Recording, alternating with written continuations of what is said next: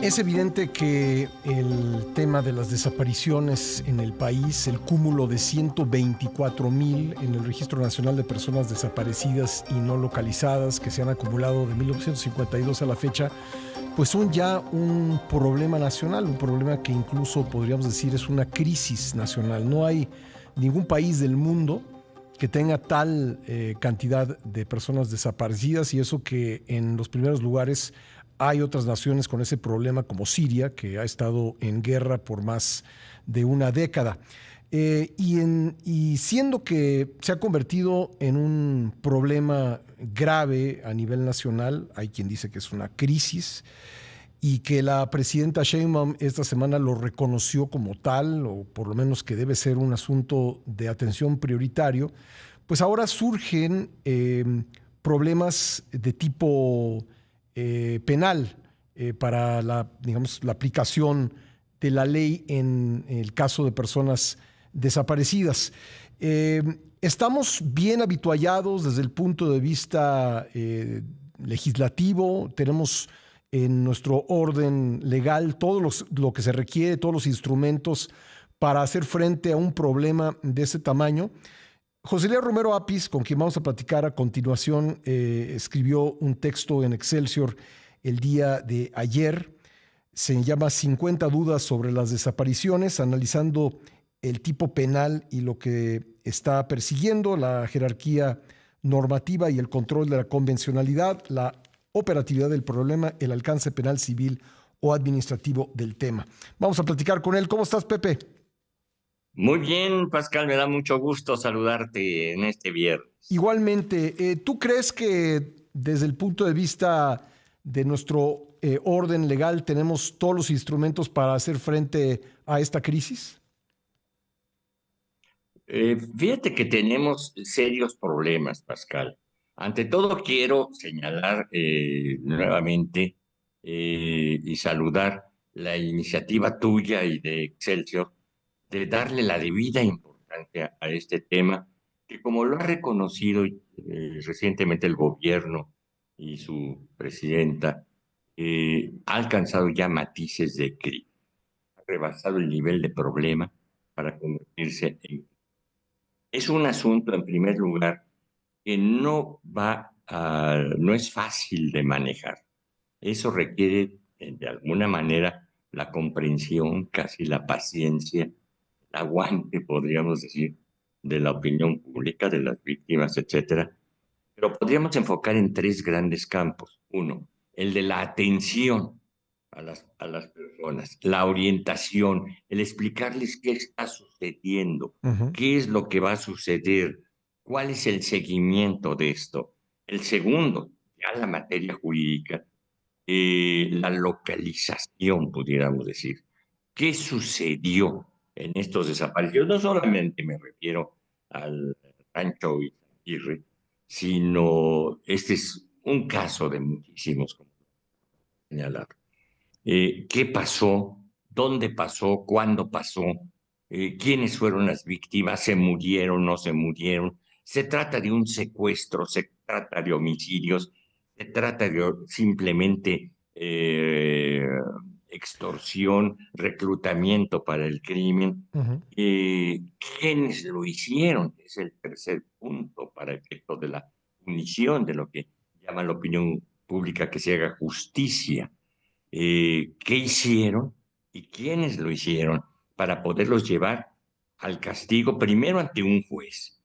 Ahí iniciar un juicio que puede durar meses, un par de años, en fin, todo esto es un trabajo largo y que ojalá ayudaran las leyes. También el gobierno ha reconocido que las leyes no están ayudando tal como se encuentran ahorita y que se mandarán reformas para tal efecto. A ver, El problema ha déjame preguntarte sido, esto, Pepe. sí, Qué tan fácil o qué tan complicado es procesar a alguien por la desaparición de una persona? Entiendo que para procesarla por homicidio, pues es mucho más claro, para procesarla por secuestro es mucho más claro, pero para procesarla por la desaparición, digamos, si la persona nunca aparece, ¿qué tan sencillo es eh, procesar a alguien por la comisión de una desaparición?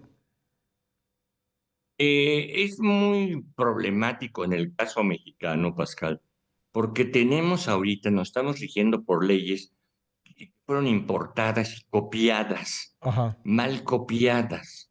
Son leyes que vinieron preferentemente de Sudamérica, Uh-huh. de las postdictaduras, cuando había una gran cantidad de desapariciones durante la época de la dictadura y quisieron castigarse después. Sí. La desaparición forzada es una desaparición que realizan bien sea las autoridades o bien sea particulares por instrucciones de las autoridades. Es una desaparición, vamos a decir, originada en algo franco. La dictadura muchas veces es cínica, es franca, no oculta que se llevó a las gentes, sino que las tiene retenidas, Uh-huh. llena estadios, llena prisiones con disidentes. Y llega un momento, porque además la ley de la dictadura se los permite, lamentablemente se los permite. Y llega un momento en que ya no se supo dónde quedó el detenido. Y ese es ahí donde comienza el tema de la desaparición. Y ya no le dan información. Es casi un delito de información. Uh-huh. No se acusa de homicidio porque no se sabe qué pasó. No se acusa de secuestro porque fue en una ley torcida, perversa, pero Uh-huh. ley al final de cuentas. Y entonces viene una, la postdictadura establece formas de castigar a los exdictadores. Esas leyes pretenden utilizarlas ahora en México, no ahora. Esto viene desde hace 2 sexenios que se implantaron esas leyes y que no nos sirven. No nos sirven porque aquí no se trata de que el gobierno detuvo a alguien y después no se supo, sino de que no se sabe de origen qué pasó con las personas. Entonces no sabemos ni a quién acusar. Las fiscalías tienen ahorita ese grave problema, Uh-huh. un trabajo muy grande por desarrollar. ¿Qué fue lo que sucedió? Veamos el caso del Rancho Izaguirre. ¿Hubo muertos? ¿No hubo muertos? Dice el fiscal Gersmanero que se encontraron algunos restos óseos. Sí. Por otro lado, hay otro dato, que se encontraron 400 pares de zapatos. Luego, entonces, ¿qué tiene que ver esto con esto? 400 pares de zapatos, es decir, hubo 400 personas y se murieron. 400 personas son 80,000 huesos, Pascal. Uh-huh. No creo que estemos hablando de 80,000 huesos. No sé cuánto. Pero vamos a lo Entonces, concreto. Ya reconociendo que hay restos ahí, ¿qué es lo que se puede hacer sí, desde el punto de vista pericial? ¿Qué es lo que se puede hacer desde el punto de vista penal? para llevar a proceso necesitarías decir que esos huesos son, uno, que fueron de una persona, eso es fácil por los ADNs. Uh-huh. Dos, que fueron asesinados. No nada más que se murieron, Pascal, que fueron asesinados. Esto ya tiene una complicación. Tres, ¿quién los asesinó para poder llevar al juicio a alguien? Sí. Todo esto es una labor de investigación muy complicada y que puede tener éxito, puede tener fracaso. En esto, lamentablemente, deteriora la imagen muchas veces, pues, de inocentes, de gobiernos que no estaban al mando en ese momento, Uh-huh. de fiscalías que no conocieron inicialmente el problema. Ahorita, al parecer, la Procuraduría de la República está recibiendo un asunto que, como se dice en el argot ministerial, manoseado, Uh-huh. es decir, ya está sucio, ya no le va a ser, va a ser un poco más difícil para las autoridades actuales la investigación y por lo tanto más arduo su trabajo. Esto, Como miembro de la Procuración de Justicia que fuiste, sí, ¿tú crees que fue, digo, porque podríamos separar la intervención del fiscal en muchas partes, pero quiero referirme específicamente a haber abierto ayer el rancho y haber Sí. llevado periodistas. ¿Tú crees que eso fue una buena idea? Eh, Puede no haber, es buena la idea desde el punto de vista de brindar atención. Ujú. Quizá debió haberse explicado previamente qué es lo que había, qué es lo que iban a ver, etcétera. Y determinar en qué pueden servir los familiares. Los familiares pueden dar Sí. muchos datos de orientación, de cuándo se fue, de con quién se fue, etcétera, datos que solo tienen ellos. Pero no es fácil que tengan datos de campo. Ujú. Los datos de campo son muchas veces muy técnicos, son producto de una especialidad que se llama criminalística y que es una carrera hoy en día, es una licenciatura. No es fácil que cualquiera podamos tener esos conocimientos, pero sí los pueden tener muchos datos de con quién se juntaba, de qué hacía, de a dónde iba ese día, de a dónde estaba saliendo estas semanas. Esos datos pues, son muchas veces son sumamente útiles. Y eso es lo que tiene que aprovecharse de la de los familiares. Pero si ni siquiera los escucharon en el sexenio pasado, Ujú. esos datos se perdieron.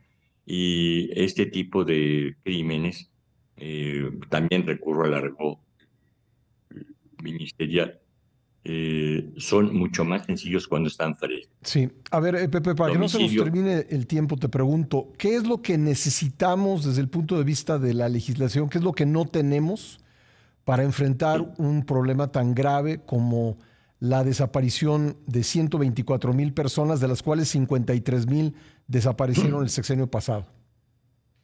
lo que necesitamos es una ley que facilite las búsquedas, Ujú. que dé facultades de búsqueda, que las autoridades, y hay que generar autoridades, establecer autoridades buscadoras, si me permites la palabra, Sí. no las fiscalías, eso es un error.